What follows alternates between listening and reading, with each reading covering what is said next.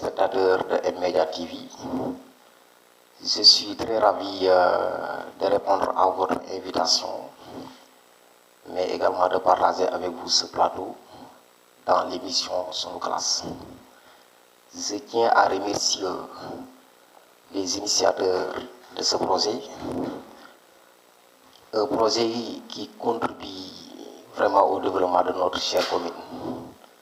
Je ne saurais terminer sans pour autant remercier mes chers collègues qui sont ici présents et même d'autres qui ne sont pas là, qui ont massivement participé à la réussite de nos élèves avec l'organisation des cours de vacances, des cours de renforcement et tant d'autres. Aujourd'hui, je suis là pour vous présenter une leçon de niveau troisième, une leçon qui est équation et une équation à une inconnue. C'est une leçon qui est assez volumineuse, mais je peux faire un tout petit résumé pour permettre à nos apprenants d'en profiter et de régler quelques lacunes. Bon, quand je parle d'équation, une équation donc se présente sous plusieurs formes. Mais depuis les classes inférieures, les élèves ont tendance à faire quelques équations de type simple. Mais ce qui fait la différence pour la classe de troisième, il y a d'autres types d'équations qui s'ajoutent, comme des équations avec valeur absolue. C'est la raison pour laquelle aujourd'hui, je mets l'accent sur ces types d'équations avant de terminer par des inéquations qui posent beaucoup de problèmes à nos apprenants d'aujourd'hui. Sans plus tarder, je vais essayer de faire la première partie, équation à une inconnue de type valeur absolue de ax plus b égale c. Voilà. Équation et une équation à une inconnue.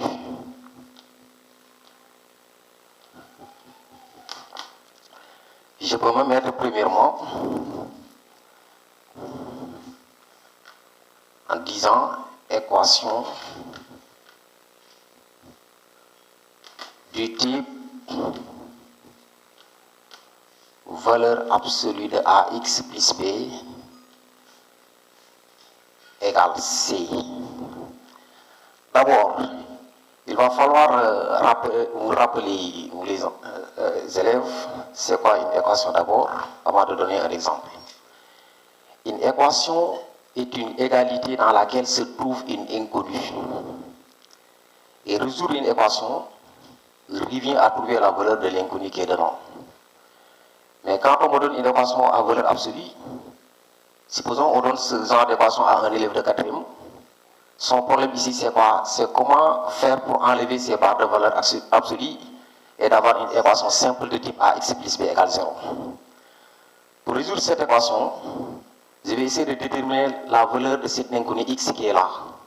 En faisant, je vais poser ce qui est à l'intérieur de la valeur absolue égale c, ou bien ce qui est à l'intérieur de la valeur absolue égale à moins c. Mais attention, cette équation est possible que si le nombre c qui est derrière l'égalité est comment est positif.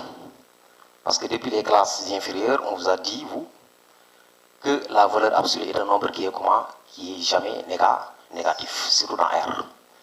Raison pour laquelle je dois dire que C est strictement comment positif pour que cette valeur absolue existe. Après ça, je vais poser que ax plus b égale ce nombre c parce que c est positif, ou bien ax plus b égale moins c. Je peux donner un exemple terre à terre pour vous permettre à résoudre cela et de vous en entraîner. Je peux donner un exemple. Valeur absolue de 2x plus 3 égale 5. Qu'est-ce que vous pouvez faire pour résoudre cette équation? Très bien, il faut vous baser sur la propriété que je vous ai donnée en haut, en regardant d'abord que le nombre c est positif ou pas. Ici, ce que représente mon nombre c, c'est quoi? C'est le nombre 5 qui est là. C'est un nombre qui appartient à l'ensemble R, le nombre réel, mais c'est un nombre qui est comment? Qui est positif. Pour cela, je vais enlever ces barres de valeur absolue en faisant quoi? En écrivant ce qui est à l'intérieur égale ce nombre, ou bien ce qui est à l'intérieur égale moins ce nombre, comme je l'avais fait tantôt ici. Donc, je dois faire 2x plus 3 égale à 5, ou bien 2x plus 3 égale moins 5. Vous voyez tout à l'heure, j'avais sauté quelques types de résolution d'équations simples qui étaient des acquis de la classe de 4e et de 5e. C'est ces genres d'équations-là. Ces genres d'équations, ça fait partie de la leçon. Mais ce qu'un élève de 3e peut voir, c'est les valeurs absolues. Quand il enlève ces valeurs absolues, il va avoir ces équations simples qu'il avait vues en classe de 4e et de 5e. Pour résoudre une telle équation, je vois que l'inconnu c'est x. Et attention, je dois avoir la valeur réelle de l'inconnu que je dois trouver finalement. Qu'est-ce que je vais faire? Je laisse l'inconnu x avec son coefficient et je vais transposer le terme b qui l'accompagne dans l'autre membre. Le terme b c'est quoi? C'est 3. Donc je laisse l'inconnu x avec son coefficient 2. Dans ce cas, je vais mettre quoi? Que 2x égale 5 que je vais laisser et je transpose le terme b qui était dans l'autre membre ici. Et si un nombre est transposé, ça c'est que ce nombre-là doit changer de signe. Et le signe du nombre, c'est le signe qui lui précède. Donc ce nombre-là, son signe, c'est un signe plus. Quand je lui transpose, je dois avoir ici quoi? Moins 3. Dans ce cas, j'aurai 2x égale à 5 moins 3, ce qui me donne 2x égale à 2. Arrivé à ce niveau, je n'ai pas encore trouvé la valeur de l'inconnu, parce que l'inconnu c'est x, et il est accompagné par 2, qui est son coefficient. Pour trouver la valeur de l'inconnu, je prends le terme de la deuxième membre que je vais diviser par le coefficient qui s'accompagne x. Dans ce cas, j'aurai x égale 2 divisé par 2, et 2 divisé par 2, on le sait que non, égale, très bien, c'est égal à 1. Et je vais faire la même chose pour ce ou-là. Parce qu'une valeur absolue C ou moins C, si vous parvenez à résoudre ceci, donc ce serait facile pour vous, très bien, de résoudre la deuxième membre. Qu'est-ce que vous allez faire? Très bien. Donc 2x égale moins 5 dans ce cas. Je vais transposer le plus soit dans l'autre membre, ce qui me donne 2x égale moins 5 moins 3. Parce que je vais dire tantôt que si un nombre est transposé, il va changer de signe. Le signe de ce plus 3 là, ce sera moins 3 ici. Donc 2x égale, ici j'ai la somme de deux nombres relatifs de même signe. Pour faire cette somme là, je vais garder leur valeur absolue, 5 plus 3 égale 8, et je garde leur signe d'avant, ceci me donne moins 8. X égale moins 8 divisé par 2 qui est là, ce qui me donne x égale moins 4. J'ai trouvé donc des valeurs de x égale 1 et de x égale moins 4. Parce que je vais dire dès le début de mes propos qu'une équation est une inconnue qu'on doit trouver sa valeur réelle. Résoudre une équation, c'est trouver ça, la valeur de l'inconnu. Donc je dois mettre S égale, mais attention, chers élèves. Si vous mettez le S, parmi ces deux nombres-là, il faut regarder le plus petit. Le plus petit, c'est moins 4, il faut le mettre devant. Donc S égale moins 4, et j'ai mis point virgule, 1, et je ferme la collade. Voilà, chers élèves, un exemple d'équation de type AX, valeur absolue de AX plus C. Un élève de 3e peut donc voir l'entente de la deuxième leçon. Et si vous enlevez les barres de valeur absolue, vous aurez une équation simple que vous voyez en classe de 4e et de 5e. Donc je pense que si l'objectif de cette leçon, c'est que vous pouvez être capable de résoudre une telle équation, même si on vous donne le nombre, c'est qui quoi, une fraction, et c'est possible.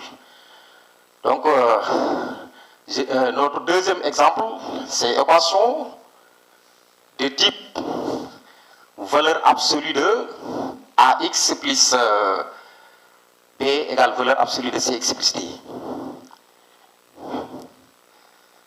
Voilà, je peux effacer ici pour continuer. Ok.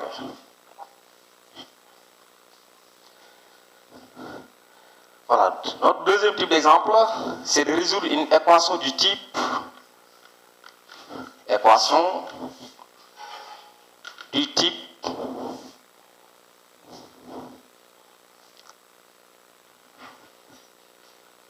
valeur absolue de AX plus B égale valeur absolue de CX plus D. Voilà. Donc, c'est pas pour rien que je termine pour ce deuxième exemple.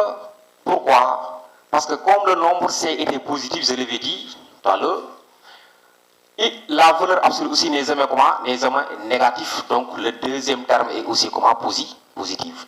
Résoudre une égalité de valeur absolue dans laquelle les deux sont comment? Sont positifs, donc c'est possible.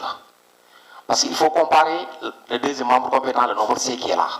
Parce que cette égalité est possible que si le C est comment? Est positif. Et moi je suppose que la valeur absolue est comment? Est positive.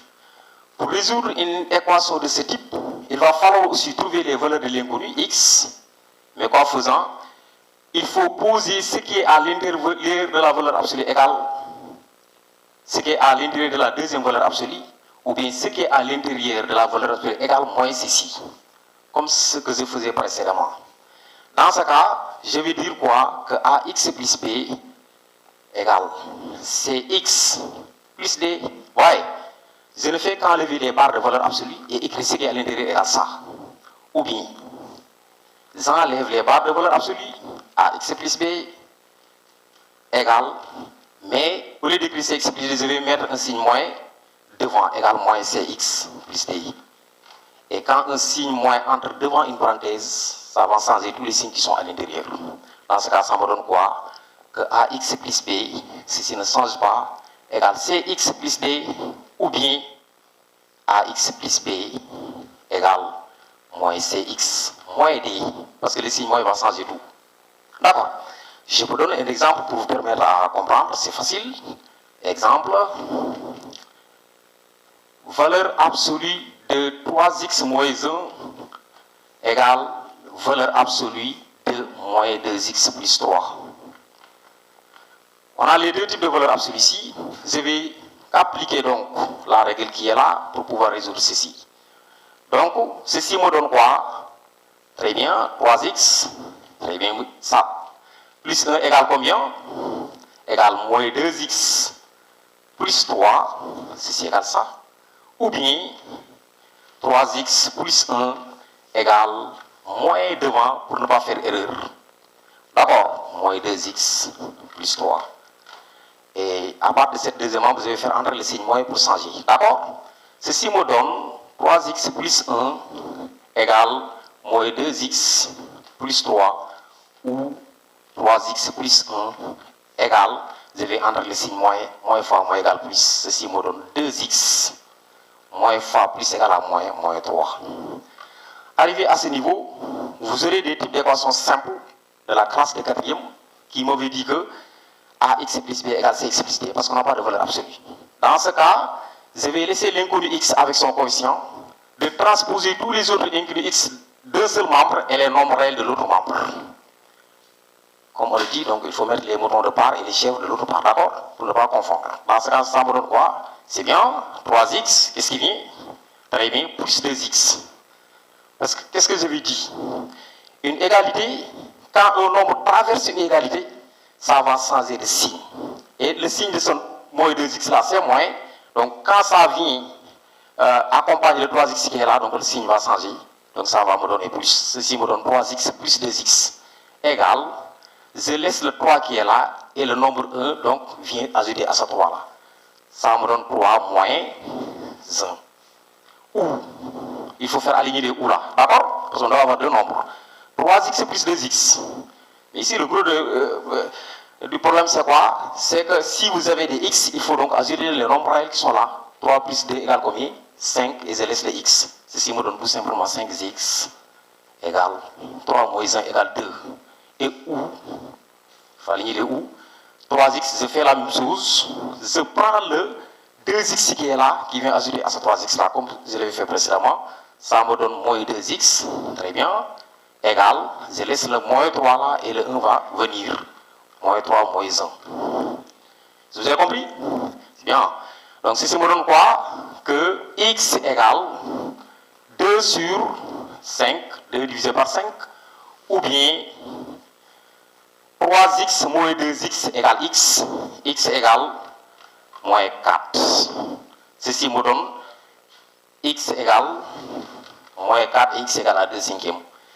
S égale, la solution S égale, il faut commencer à écrire le plus petit nombre de ces deux-là. 2 cinquièmes est positif, moins 4 est négatif, donc ça me donne moins 4, 1,2 cinquièmes. Et vous fermez donc la collade. Voilà.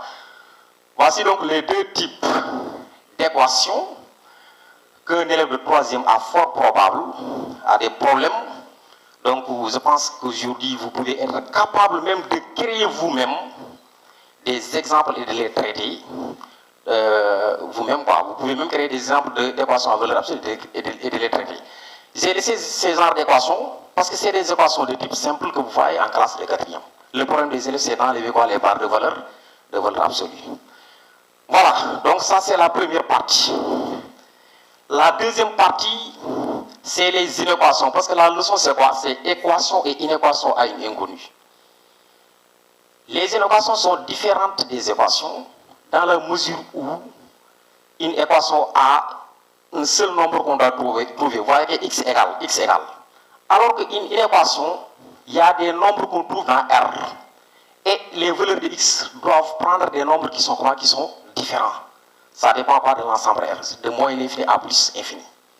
Donc quand je résous une inéquation, ce que je dois trouver, c'est de représenter les inconnus sous forme quoi? D'intervalle. Ce n'est pas une solution exacte. Parce que l'équation c'est égal.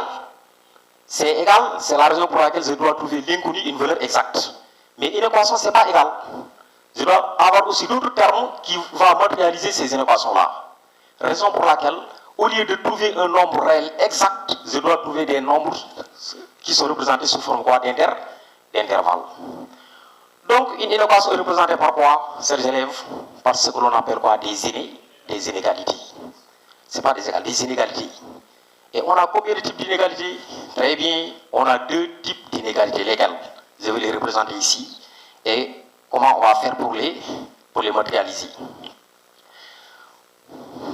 Voici ce que l'on appelle, avant tout je vais mettre donc au troisièmement, une équation à une inconnue. Une équation à une inconnue. Troisièmement, une équation à une inconnue. À une inconnue. Il faut faire la différence entre équation et, parce que au départ je vais dire équation à une inconnue, mais ici c'est une équation. Et vous m'avez dit tout à l'heure qu'une équation est représentée par ce qu'on appelle quoi? Des inégalités. Quels sont les types d'inégalités? On en a 2. On a soit des inégalités strictes, supérieures, inférieures. Ces 2 inégalités sont appelées des inégalités strictes. Il faut prendre note et essayer de savoir où est-ce qu'on doit ouvrir le crochet ou où est-ce qu'on doit fermer. Parce que le problème des élèves, ils peuvent trouver la démarche, le résultat final, mais la démarche, mais ils faussent le résultat final. Pourquoi? Parce qu'au lieu de fermer parfois les crochets, ils vont ouvrir. Et le correcteur à l'examen, ce qu'il regarde, c'est souvent quoi? Le résultat final. Il y a des correcteurs qui ne regardent pas quoi? La démarche. Parce que c'est des acquis vraiment terre à terre. Si vous comprenez, vous pouvez les résoudre. Si vous avez strict supérieur c'est plus grand, inférieur c'est plus petit. Et j'avais tendance à dire à mes élèves, pour les différencier ces deux, qu'est-ce qu'on va mettre? Il faut mettre un trait ici et un autre trait ici. Pour dire que là c'est 7 et là c'est 4. 7 est plus grand que 4, donc là c'est supérieur et là c'est inférieur. Voilà. S'il n'y a rien ici, en bas, on les appelle des inégalités strictes, comme son nom l'indique. Raison pour laquelle je peux dire strictement supérieur, strictement inférieur. Un nombre x qui est supérieur à 2, cela veut dire que le nombre x est strictement supérieur à 2, ça doit commencer 3 jusqu'à plus infini. 2 n'en fait pas partie parce qu'on dit strict. Les 2 autres inégalités, c'est ça. Je dois mettre supérieur, mais en bas, je dois mettre un autre trait pour dire que supérieur ou égal. Et inférieur, au lieu de laisser comme ça strict, je dois mettre un autre trait en bas, ce qui me donne inférieur ou égal. Et ces inégalités-là, on les appelle des inégalités larges. Il y a des inégalités strictes, il y a des inégalités larges. Mais attention, chers élèves, Quand on vous donne une équation produit à résoudre, il faut regarder quel type d'inégalité qu'on vous donne ici. Soit on vous donne supérieur, strict, inférieur, strict, supérieur ou égal ou inférieur ou égal. Mais où est-ce qu'on doit fermer et où est-ce qu'on doit ouvrir quoi, les crochets? Parce que le résultat final, on doit avoir ça sous forme d'intervalle. Sur ces inégalités strictes, vous devez toujours ouvrir. Ouvrir où? Sur le nombre réel. Sur le nombre réel. Là, ça ne fait pas partie de la leçon, mais c'est pour permettre aux élèves de comprendre. Si vous avez une inégalité stricte, on doit ouvrir toujours sur le nombre réel. Si vous avez une inégalité large, on doit fermer sur le nombre réel. J'ai très bien précisé sur le nombre réel que vous auriez appris. Parce que vous avez appris donc l'ensemble R des nombres réels, quoi. C'est différent des nombres rationnels, l'ensemble Q. Maintenant, comme c'est sous forme d'intervalle, fort probable qu'on commence à moins l'infini et on termine soit à plus infini. Si vous aurez moins l'infini et ou plus infini, sur ces termes-là, vous devez ouvrir toujours. Je n'ai pas dit ouvrir sur le nombre, parce qu'à moins l'infini, il n'y a pas de nombre, à plus infini, il n'y a pas de nombre. À chaque fois, si vous mettez moins l'infini, il faut ouvrir. Par exemple, moins l'infini est là, on doit ouvrir toujours. Plus infini est là, on doit ouvrir toujours. Donc, toujours à moins l'infini et à plus infini, on ouvre. Mais sur les inégalités strictes, on ouvre sur le nombre réel. Et sur les inégalités larges, on doit fermer sur le nombre réel. Comprenez ce que je dis? Voilà, donc je vais donner un exemple pour vous permettre à comprendre ces termes-là. Exemple.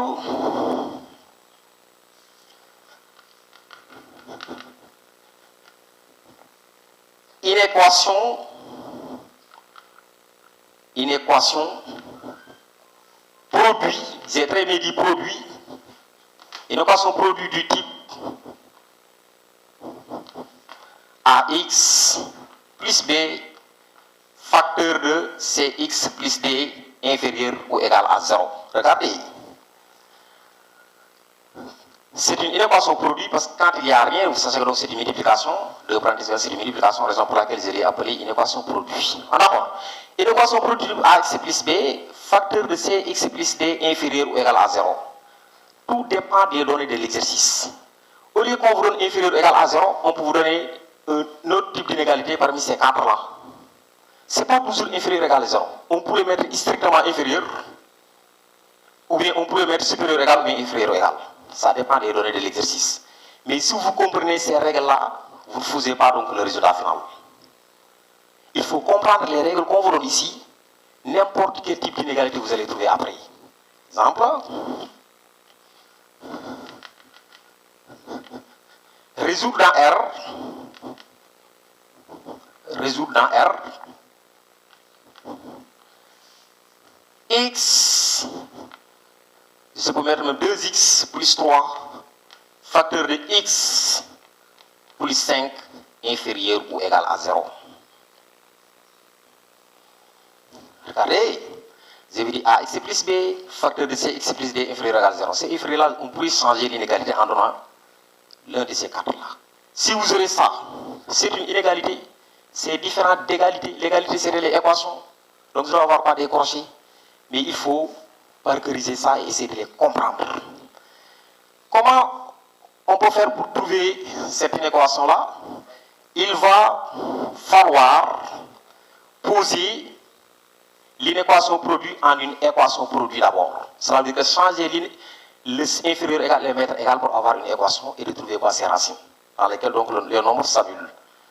J'aurai 2x plus 3, facteur de x plus 5.